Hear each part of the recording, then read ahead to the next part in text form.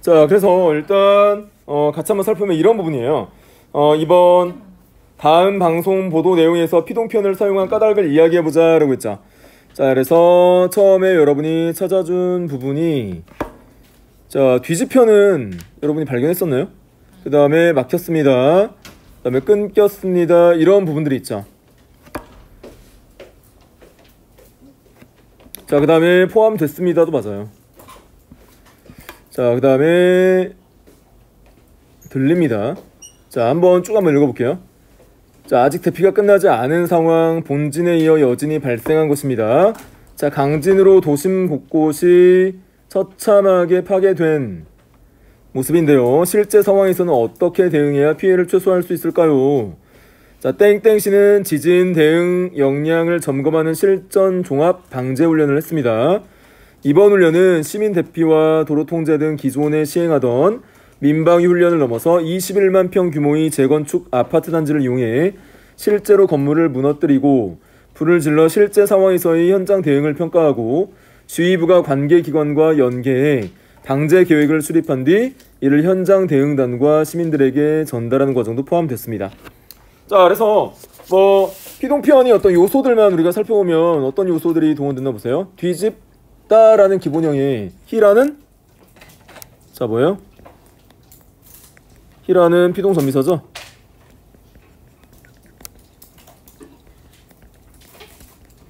사가 결합됐고 막혔습니다. 마찬가지죠. 히라는 막다라는 기본 동사에 히라는 피동전미사.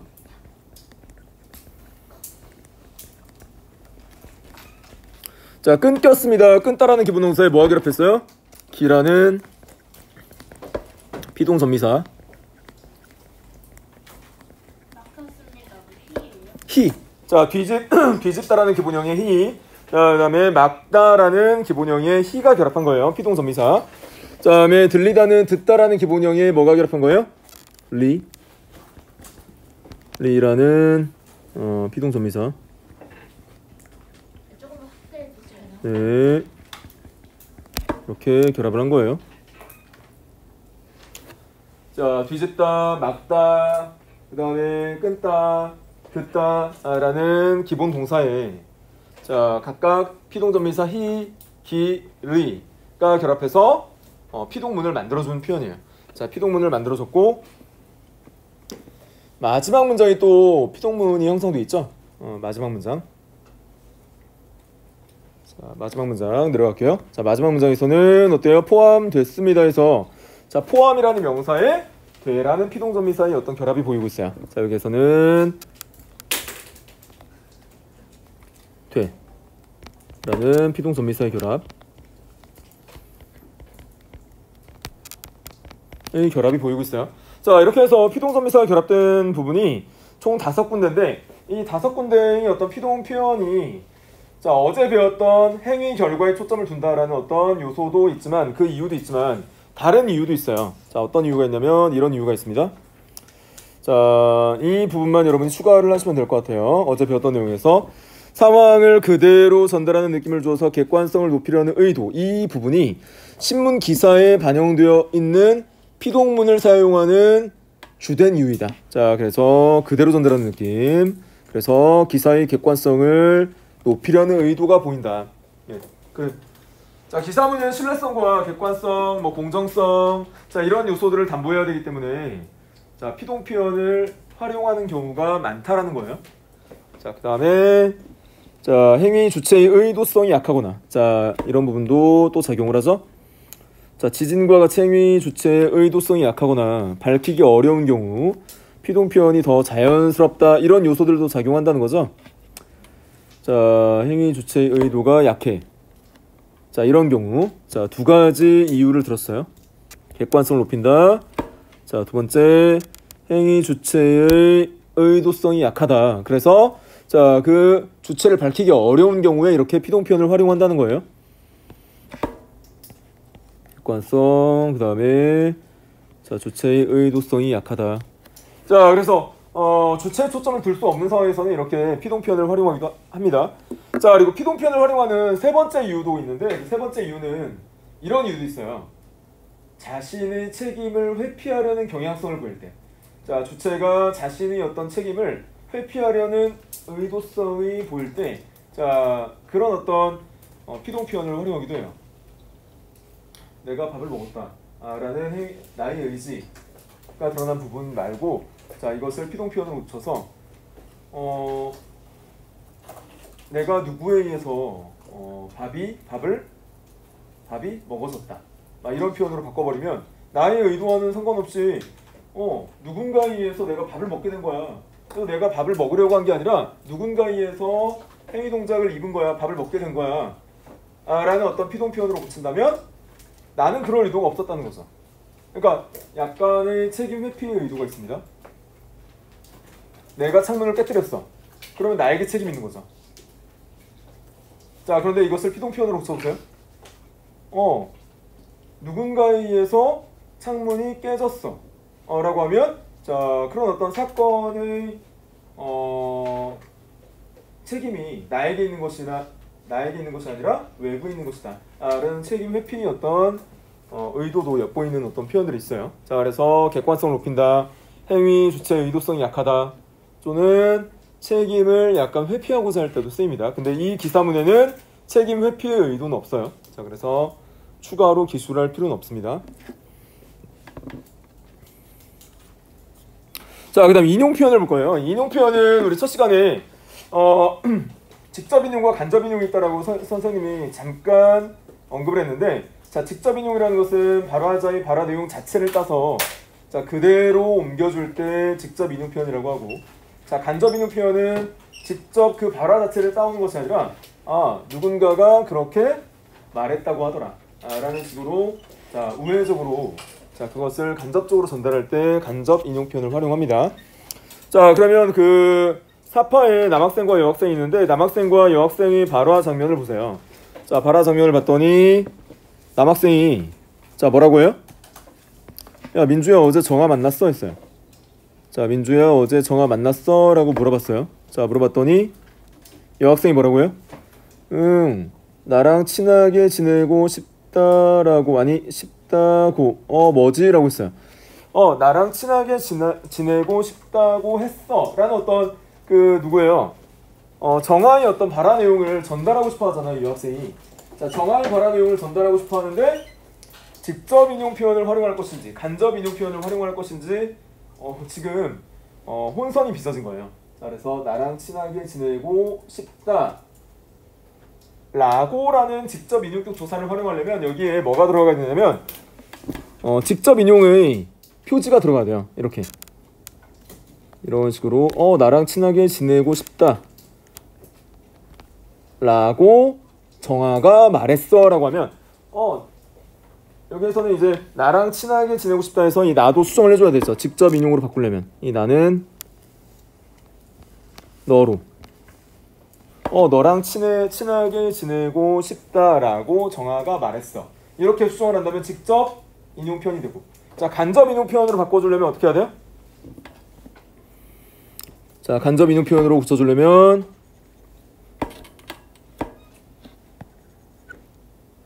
그냥 이렇게 나랑 친하게 지내고 싶다 라고가 아니라 여기에서 라고를 없애줘야 되죠. 싶다고 했어. 이렇게 나랑 친하게 지내고 싶다고 했어. 이렇게 붙여버리면 간접 인용 표현이 되는 거예요.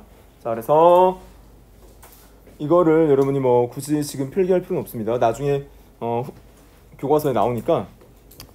자 그래서 이 지금 민주가 이런 고민을 하는 것은 간접 인용 표현을 활용할 것이냐 아니면 직접 인용 표현을 활용할 것이냐를 고민하고, 직접 인용 표현을 활용할 때의 문법적 표지가 뭔지 아직 잘 모르기 때문에 이런 고민을 하는 거예요. 자 일단은 자 인용 표현이 어떤 개념만 여러분이 잡고 넘어가시면 되겠어요.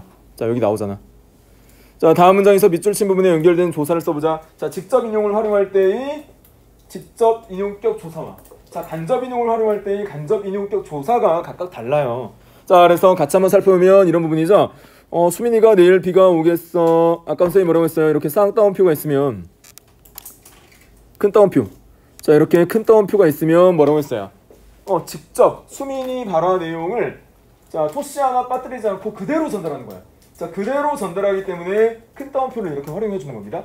자, 큰 따옴표를 이렇게 활용해 주면서 자, 그 뒤에 반드시 이러한 라고라는 직접 인용격 조사가 결합을 해줘야 돼요. 수민이가 내일 비가 오겠어 라고 말했다. 그래서 라고라는 직접 인용격 조사를 결합시켜야 돼요. 이게 용어가 뭐라고요? 라고가 직접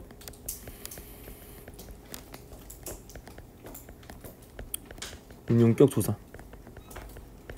자, 직접 인용격 조사라고 합니다. 자, 그 다음에 수민이가 내일 비가 오겠다. 이거는 자, 발화 내용을 토시 하나 빠뜨리지 않고 그대로 전달하는 것이 아니라 자, 핵심 내용만 전달하는 거예요. 간접적으로. 자, 그래서 보면 내일 비가 오겠다. 그 다음 오는 조사가 자체가 다르죠. 라고가 아니라 뭘로 바뀌었어요? 고. 자, 고 같은 경우는 직접 인용격 조사가 아니라 간접.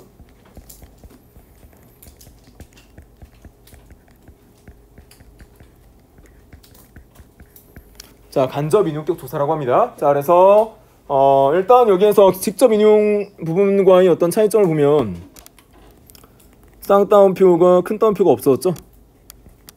큰 따옴표가 삭제되고 자, 라고라는 직접 인용격 조사가 고라는 간접 인용격 조사로 바뀐 부분. 그래서 직접 인용문에서 간접 인용문으로 수정, 간접 인용문에서 직접 인용문으로 수정, 이 부분을 여러분이 자, 이러한 문법 요소를 동원해서 바꿀 줄 알아야 돼요. 그래서 그런 부분들도 여러분이 신경을 써야 됩니다.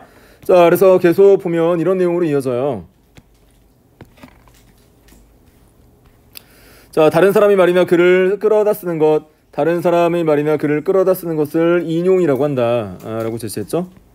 그러면서 뭐라고 했냐면 다른 사람이 말이나 글을 원래의 형식과 내용을 그대로 유지한 채, 자, 다른 사람의 말이나 글을 원래의 형식과 내용을 그대로 토시 하나 빠뜨리지 않고 유지한 채 끌어다 쓰는 것, 자, 이것을 직접 인용 표현이라고 하고, 다른 사람이 말이나 글을 인용할 때 내용만, 핵심적 내용만 끌어다 쓰는 것을 간접 인용 표현이라고 한다. 자, 이런 어떤 개념만 여러분이 잘 잡아두고 직접 인용과 간접 인용이 문법적 표지만 여러분이 잘 기억하시면 돼요. 그래서 원래 형식과 내용을 그대로 유지, 그 다음에 간접 인용은 내용만 끌어다 쓰는 것. 자, 이런 어떤 개념상의 차이가 있고, 자, 라고라는 직접 인용격 조사와 고라는 간접 인용격 조사의 차이. 그 다음에 직접 인용문을 표현할 때는 발화 내용을 큰 따옴표를 묶어줘야 한다. 이런 정도로만 여러분이 차이점을 파악하시면 되겠어요. 크게 어렵지 않죠? 자, 그래서 다음 문장을 활용해서 인용문을 만들어 보자고 했어요. 자, 인생은 짧고 예술은 길다. 이거는 관용적인 표현이니까 의미 파악을 할 필요는 없고, 자, 이것을 직접 인용문과 간접 인용문으로 한번 바꿔보라는 거예요. 그래서 선생님 지금 말했던 직접 인용의 문법적 표지, 간접 인용의 문법적 표지, 그 조사만 잘 활용해서 문제를 풀어보세요. 시간 2분 드릴게요. 자, 225쪽 선생님이 지금 1번 문제 시간 2분 드렸어요. 직접 인용과 간접 인용으로 바꿔보라는 거예요. 어렵지 않아.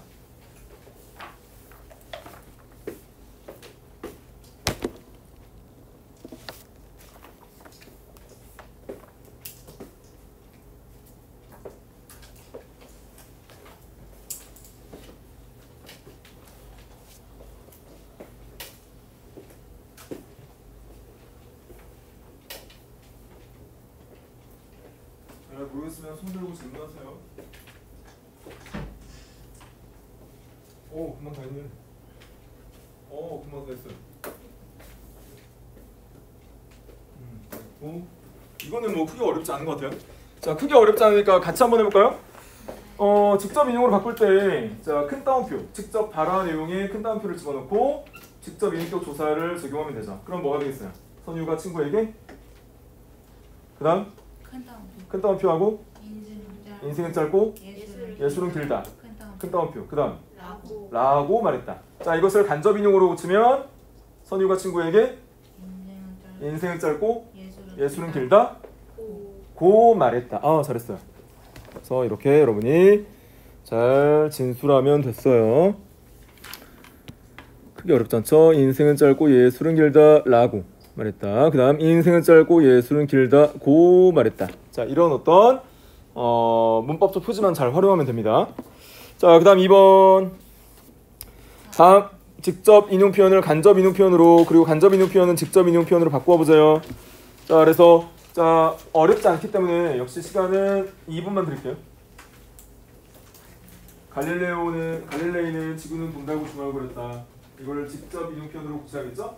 정의는 우리 오빠가 드디어 귀국했어 라고 말했다는 부분은 간접 인용 표현으로 고쳐보라는 거예요.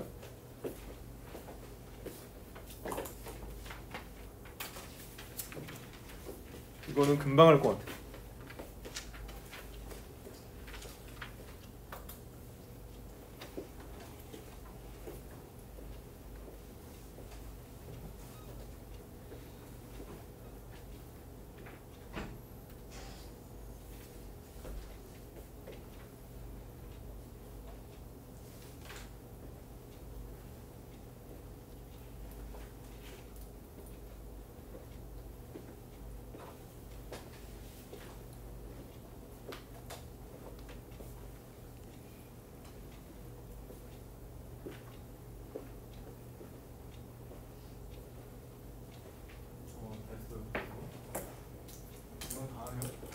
자, 그러면 이것도 같이 한번 볼까요? 갈릴레이는 지구가 돈다고 중얼 그랬다. 이거 직접 인용 표현으로 어떻게 붙였어요?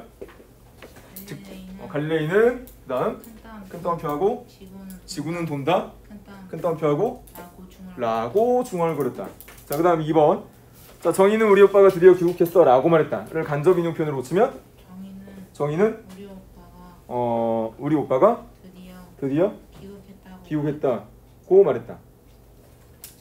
여기에서 잘했는데, 자, 우리 오빠의 어떤 표현을, 자, 지금 정의의 어떤 발화를 이제 직접 발화의 내용으로 따오지 않기 때문에 자기 오빠 정도가 조금 적합합니다. 자, 그래서 1번은 갈릴레이는 지구가 돈다라고 중얼거렸다. 직접 발화의 표현으로 고쳐줬고, 자, 정의는 자기 오빠가 드디어 귀국했다고 말했다. 또는 정의는 오빠가 귀국했다고 말했다. 자, 이런 정도로 수정을 해주면 되겠어요. 자, 그 다음 생활 속에서 부분은 다음 시간에 이어서 할게요. 자, 반장 인사로 마무리 짓게요.